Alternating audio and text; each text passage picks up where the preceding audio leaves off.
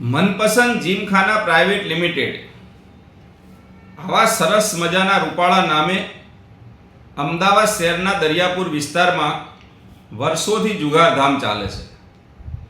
આ જુગારધામ ઉપર અનેક એજન્સીઓ દ્વારા રેડ કરવામાં આવી છે. એમાં નીચેથી લઈને છેક એસએમસી સુધીની એજન્સી આવી જાય છે. પરંતુ 2 દિવસ જુગારધામ બંધ રહે છે અને રેડ પછીના ચોથા પાંચમા દિવસે આ જુગારધામ ચાલુ થઈ જાય છે. કહેવાનો મતલબ એટલો છે કે આજ દિવસ સુધી આટલી બધી રેડ થઈ હોવા છતાં એમાં અનેક પોલીસ અધિકારીઓ અને કોન્સ્ટેબલો સસ્પેન્ડ થયા હોવા છતાં પણ આ જુગારધામ કાયમી ધોરણે બંધ થયું નથી. અને આ જુગારધામ કાયમી ધોરણે બંધ થશે કે કેમ એ બાબતે પણ આપણે કંઈ કહી શકીએ એમ નથી.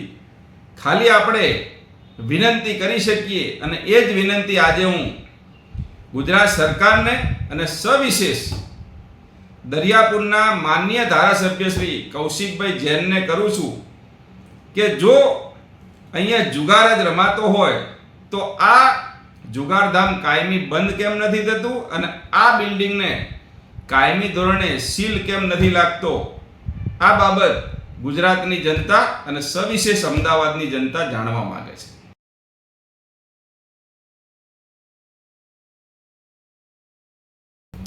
નમસ્તે, હું અતુલ દવે. જે લોકો નિયમિત ધોરણે સમાચારો વાંચતા હશે, ટીવી જોતા હશે, એમને એક સમાચાર વર્ષમાં 2-3 વાર ચોક્કસ જોવા અને વાંચવા મળ્યા હશે કે અમદાવાદના દરિયાપુર ખાતે આવેલા મનપસંદ જુગારધામ ઉપર પોલીસ રેડ થઈ, આટલા લોકો જુગાર રમતા પકડાયા અને આટલા રૂપિયાની કેશ પકડાણી અને આટલી સામગ્રી જપ્ત કરવામાં આવી. આવા સમાચારો વારંવાર આવે છે, પરંતુ રેડના 2-4 દિવસ પછી આ જુગારધામ પાછું ચાલુ થઈ જાય છે. એટલે અહીં સવાલ એ થાય છે કે જો આટલી બધી વાર આ જુગારધામ ઉપર રેડ પડી હોય તેનો મતલબ કે અહીંયા જુગાર જ રમાય છે, અહીંયા કોઈ જીમખાના કે સ્કિલ ઓફ ગેમ એવું કશું છે નહીં. તો પછી આ જુગારધામને કાયમી ધોરણે બંધ કરાવવામાં અને આ મિલકતને સીલ મારવામાં સરકારને કે પોલીસને શું વાંધો છે એ સૌથી મોટો સવાલ છે.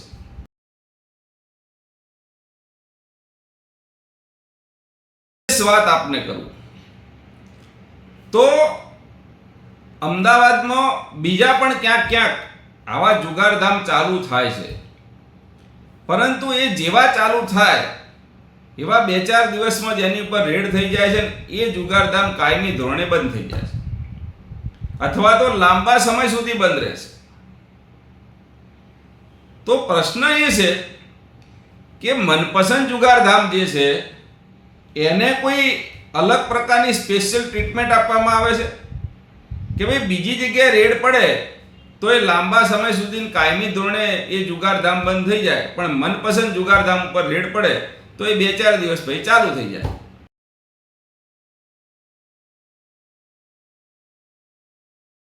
તો જે એજન્સીએ 4 દિવસ પહેલા રેડ પાડી હોય છે એ એજન્સી ફરીથી ત્યાં તપાસ કરવા જાય છે કે 4 દિવસ પછી આ જુગારધામ પાછું ચાલુ થઈ ગયું છે. જો આ જ રીતે ચાલવાનું હોય તો પછી શું મતલબ છે ભાઈ? જો કાયમી ધોરણે કોઈ જુગારધામ બંધ જ ન થવાનું હોય, રેડ થાય ને 2 દિવસ પછી ચાલુ થઈ જતું હોય, તો પછી આવી રેડ પાડવાનો ને આટલો બધો સમય બગાડવાનો શું જરૂર છે? જો રમવા જ દેવા છે એમને તો રમવા દો પછી, અને બંધ કરાવવું છે. જેમ બીજા વિસ્તારમાં જે જુગારધામ ચાલુ થાય છે, બંધ થઈ જાય છે, એ રીતે આ પણ બંધ કરાવો. હું ગુજરાતના ગૃહમંત્રીને વિશેષ તો દરિયાપુરના ધારાસભ્ય શ્રી માનનીય કૌશિકભાઈ જૈનને પણ વિનંતી કરું છું કે આપની કક્ષાએથી આપ રજૂઆત કરો, જેથી કરી અને દરિયાપુરમાં વર્ષોથી ધમધમતું આ જુગારધામ બંધ થાય.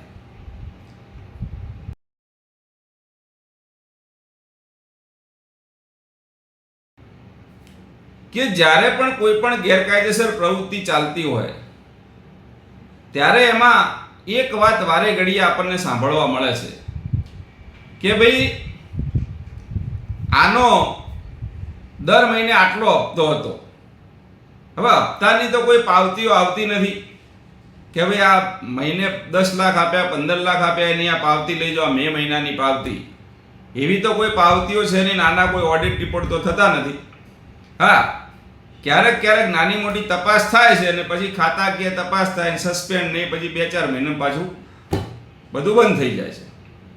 એટલે વાત એ છે કે કોઈ પણ ગેરકાયદેસર પ્રવૃત્તિ ભ્રષ્ટાચાર વગર ચાલતી નથી. તો આ જે જીમખાનું વર્ષોથી ચાલે છે અને અખબારોમાં ભૂતકાળમાં જ્યારે રેડ પડી ત્યારે એવું આવ્યું હતું કે ભાઈ મહિને, આ અખબારી અહેવાલ છે, હું એમ નથી કહેતો કે આ સાચું છે ખોટું છે, પણ અખબારમાં એ વખતે એવા સવાલ પેદા થયા હતા કે મહિને 1 કરોડ રૂપિયાનો હપ્તો હતો. અને અત્યારે પણ અહીંયા આ જ પરિસ્થિતિ છે. તો ત્યાં અગર લાખો કરોડોનો હપ્તો લેવાય છે તો જે લોકો આ હપ્તા લઈ જાય છે એની કોઈ તપાસ ક્યારે થાય છે ખરી? ચલો, જુગાર રમતા પકડ્યા, એ લોકો 2-4 દિવસમાં જામીન મળ્યા, છૂટી ગયા, પાછું જુગારધામ ચાલુ થઈ ગયું. પણ આ જુગારધામ ચાલુ રાખવા માટે જે કોઈ આર્થિક લેવડ દેવડ થાય છે, જે ભ્રષ્ટાચાર થાય છે, એ બાબતે ક્યારેય કોઈ તપાસ થાય છે ખરી? અને જો ન થતી હોય તો એનો મતલબ એ છે કે ઉપરથી નીચે સુધી બધા જ લોકો આમાં સહમત છે અને એકબીજાની મિલીભગતથી આ ચાલે છે. અને જો આવી રીતે જ ચાલતું હોય અને આ કાયમી ધોરણે બંધ ન થતું હોય તો મારી સરકારને વિનંતી છે કે ભાઈ તો પછી આવા રેડ કરવાના અને દરોડા પાડવાના નાટકો બંધ કરો. જેને રમવું છે એને રમવા દો.